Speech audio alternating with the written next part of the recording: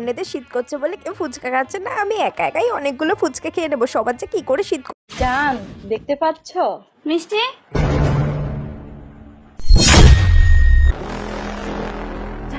আপু চলে আসছে, আমি তোমার সাথে পরে কথা বলতেছি। হ্যাঁ এই মিষ্টি তুই কার সাথে কথা বলছিস না?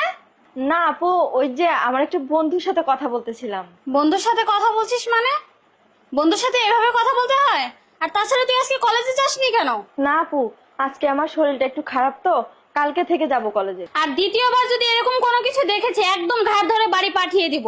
যত সব ঝামেলা।